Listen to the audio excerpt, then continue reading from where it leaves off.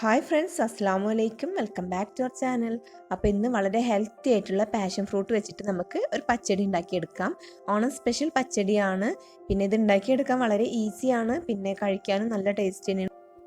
സാധാരണ രീതിയിൽ നമ്മൾ പാഷൻ ഫ്രൂട്ട് ഒന്നെങ്കിൽ തനിയെ കഴിക്കും, അല്ലെങ്കിൽ ജ്യൂസ് ആക്കിയിട്ടൊക്കെ കഴിക്കാറ്. പക്ഷേ ഇതൊരു വെറൈറ്റി ആയിട്ടുള്ള ഒരു കറിയാണ്. വളരെ എളുപ്പമായിട്ട് ഉണ്ടാക്കിയെടുക്കാം. പിന്നെ vitamin B6, vitamin B3, vitamin C ഒക്കെ അടങ്ങിയിട്ടുണ്ട്. പിന്നെ വായ്പുണ്ട് പോലത്തെ അസുഖങ്ങൾക്കൊക്കെ ഉള്ളവർക്കൊക്കെ പാഷൻ ഫ്രൂട്ട് കഴിക്കുന്നത് നല്ലതാണ് കേട്ടോ. പിന്നെ അതുപോലെ തന്നെ നല്ല ഇമ്മ്യൂണിറ്റി വർദ്ധിപ്പിക്കാനൊക്കെ സഹായിക്കുന്ന നല്ലൊരു ഫ്രൂട്ടാണ്. അപ്പം ഇതുപോലത്തെ ഒക്കെ കിട്ടിക്കഴിഞ്ഞാൽ നമ്മൾ എങ്ങനെ ഏത് രീതിയിലാണെങ്കിലും അത് കഴിക്കുക തന്നെ ചെയ്യണം.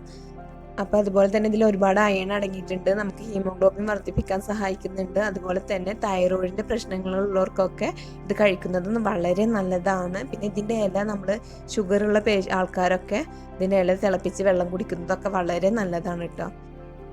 ഇപ്പം നമ്മുടെ നാട്ടിൽ ധാരാളമായിട്ട് പാഷൻ ഫ്രൂട്ട് കാണുന്നുണ്ട്. ഇപ്പോൾ ഈ സീസണിലൊക്കെ പാഷൻ ഫ്രൂട്ട് നന്നായിട്ട് ഉണ്ടാവുന്നുണ്ട്. അപ്പോൾ നമുക്ക് അത് വെച്ച് അടിപൊളിയായിട്ടൊരു പച്ചടി ഉണ്ടാക്കിയെടുക്കാം വളരെ എളുപ്പത്തിൽ തന്നെ. അപ്പോൾ അതിന് വേണ്ടിയിട്ട് ഒരു 1/2 കപ്പ് പാഷൻ ഫ്രൂട്ട് എടുത്തിട്ടുണ്ട്. ഇപ്പോൾ പാഷൻ ഫ്രൂട്ട് മുറിച്ചിട്ട് അതിൽ നിന്ന് എല്ലാതും എടുത്തിട്ടുണ്ട്. പിന്നെ അതിലേക്ക് ഒരു 1/2 മുറി തേങ്ങയാണ് എടുത്തിട്ടുള്ളത്. ഒരു 4-5 ചുവന്നുള്ളി എടുത്തിട്ടുണ്ട്. അതുപോലെ തന്നെ ഒരു 1/2 ടീസ്പൂൺ കടുകും പിന്നെ ഒരു 3-4 പച്ചമുളകും കൂടി എടുത്തിട്ടുണ്ട്. അപ്പോൾ ഓരോരുത്തരുടെ എരിവിന് ആവശ്യത്തിനനുസരിച്ചിട്ട് പച്ചമുളക് എടുക്കാം. ഇനി അത് നന്നായി ഒന്ന് അരച്ചെടുക്കുക. മിക്സിയിൽ കുറച്ച് വെള്ളം ഒഴിച്ചിട്ട് നന്നായി ഒന്ന് അരച്ചെടുക്കുക. അപ്പോൾ നന്നായി അരയണം കേട്ടോ അത്. അപ്പോഴേക്കും നമുക്ക് പാഷൻ ഫ്രൂട്ട് ഒന്ന് കുക്ക് ചെയ്തെടുക്കാം. അപ്പോൾ അതിന് വേണ്ടിയിട്ട് പാഷൻ ഫ്രൂട്ട് ഒരു പാത്രത്തിലോട്ട് എടുത്തിട്ടുണ്ട്. ഇനി അത് നന്നായി ഒന്ന് മിക്സ് ചെയ്ത ശേഷം നമുക്ക് ഗ്യാസ് കത്തിച്ച് വെക്കാം കേട്ടോ. ഇനി അതിലേക്ക് ഒരു 1/4 ടീസ്പൂൺ മഞ്ഞൾപ്പൊടി, അതുപോലെ തന്നെ ഒരു ടീസ്പൂൺ പഞ്ചസാര ഇടുന്നുണ്ട്. അത് നന്നായി ഒന്ന് ഇളക്കി കൊടുത്ത ശേഷം ബാക്കി നമുക്ക് ആവശ്യത്തിനുള്ള ഉപ്പും കൂടി ചേർക്കാം കേട്ടോ. ഇനി അതൊന്ന് നന്നായി ഒന്ന് വേവിച്ചെടുക്കാം. പാഷൻ ഫ്രൂട്ടിന് വേവാനൊന്നുമില്ല, പെട്ടെന്ന് ആയി കിട്ടും. അപ്പം എന്നാലും അതിൻ്റെ ഒരു റോസ് സ്മെല്ലൊന്നും മാറി കിട്ടണ വരെ ഒന്ന് കുക്ക് ചെയ്തെടുത്താൽ മതി. പെട്ടെന്ന് തന്നെ നമുക്കത് മാറി കിട്ടും കേട്ടോ. അപ്പോൾ ഇത് മൂടി വെച്ചിട്ടൊന്ന് വേവിച്ചെടുക്കാം. പെട്ടെന്ന് തന്നെ ആയി കിട്ടും കേട്ടോ. ഇപ്പോൾ അതാ നമ്മുടെ പാഷൻ ഫ്രൂട്ട് ആയിട്ടുണ്ട്. അപ്പോൾ ഇത് സീഡൊക്കെ ഒന്ന് ഇങ്ങനെ ബൾജ് ചെയ്തിട്ട് വരുന്നുണ്ട്. അപ്പോൾ ഇനി നമ്മുടെ തേങ്ങ ഒന്ന് അരച്ചതും കൂടി ചേർക്കാം. അപ്പം ഇനി തേങ്ങ നന്നായി ഒന്ന് മിക്സ് ചെയ്യുക. ഇതിലിനി വറ്റിച്ചെടുക്കൊന്നും വേണ്ട. തേങ്ങ ജസ്റ്റ് ഒന്ന് പതഞ്ഞ് കിട്ടിയാൽ നമുക്ക് ഫ്ലെയിം ഓഫ് ചെയ്യാം കേട്ടോ. പിന്നെ ഞാൻ വേറെ വെള്ളമൊന്നും ചേർക്കുന്നില്ല. ഈ അരച്ച തേങ്ങ മാത്രം അങ്ങനെ ചേർക്കുന്നുള്ളൂ. പിന്നെ അതിൽ വെള്ളമൊന്നുമില്ല. അപ്പോൾ കുറച്ച് കട്ടിയായിട്ട് തന്നെ ഇരിക്കുന്നുണ്ട്.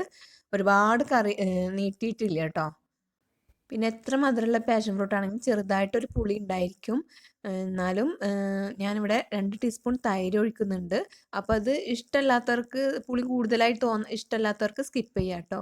ഇനി ഇതൊന്ന് കടുക് പൊട്ടിച്ചെടുക്കുക. അതിന് വേണ്ടി ഒരു പാൻ വെച്ചിട്ട് അതിലേക്ക് 1 ടീസ്പൂൺ കടുക് ഇടുന്നുണ്ട്.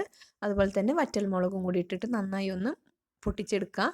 അതിനുശേഷം വേപ്പിലയും കൂടി ഇട്ട് കൊടുക്കുക കേട്ടോ. അപ്പോൾ ഇത് നന്നായി ഒന്ന് ആയ ശേഷം നമുക്ക് ഫ്ലെയിം ഓഫ് ചെയ്തിട്ട് ഇതിലേക്ക് ഒഴിച്ചു കൊടുക്കാം. അപ്പോൾ ഇത്രയേ ഉള്ളൂ. വളരെ സിമ്പിളായിട്ടുള്ളൊരു കറിയാണ്, പക്ഷെ നല്ല ടേസ്റ്റ് തന്നെയാണ്. അപ്പോൾ ഓണത്തിനൊക്കെ നമുക്ക് സ്പെഷ്യലായിട്ടുള്ളൊരു പച്ചടി തന്നെയാണിത്. പാഷൻ ഫ്രൂട്ടൊക്കെ വെച്ചിട്ടൊരു സ്പെഷ്യൽ പച്ചടി തന്നെയാണ്. പാഷൻ ഫ്രൂട്ടൊക്കെ കിട്ടുമ്പോൾ എല്ലാവരും തീർച്ചയായിട്ടും ട്രൈ ചെയ്യേണ്ട ഒരു ഐറ്റം തന്നെയാണ്. അപ്പോൾ നമ്മുടെ വീഡിയോ ഇഷ്ടമായാൽ പ്ലീസ് ഒന്ന് ലൈക്ക് ചെയ്ത് സപ്പോർട്ട് ചെയ്യണേ. പിന്നെ അതുപോലെ തന്നെ എൻ്റെ ചാനൽ ആദ്യമായിട്ട് കാണുന്ന കൂട്ടുകാരുണ്ടെങ്കിൽ ഒന്ന് സബ്സ്ക്രൈബ് ചെയ്ത് സപ്പോർട്ട് ചെയ്യണം. കൂടെയുള്ള കുഞ്ഞ് ബെല്ലൈക്കണും കൂടി പ്രസ് ചെയ്യാൻ മറക്കരുത്. ബെല്ലൈക്കണിൽ ഓൾ എന്ന ഓപ്ഷനും കൂടി ക്ലിക്ക് ചെയ്യണം കേട്ടോ. അപ്പോൾ ഞാനിടുന്ന വീഡിയോസൊക്കെ നിങ്ങൾക്ക് കറക്റ്റായിട്ട് നോട്ടിഫിക്കേഷൻ വരും. അപ്പോൾ എല്ലാവർക്കും ഹാപ്പി ഓണം. ഇൻഷാ അല്ലാഹ് ഇനി നെക്സ്റ്റ് വീഡിയോ ആയിട്ട് വീണ്ടും വരാം. അതുവരേക്കും ടേക്ക് കെയർ. ബൈ.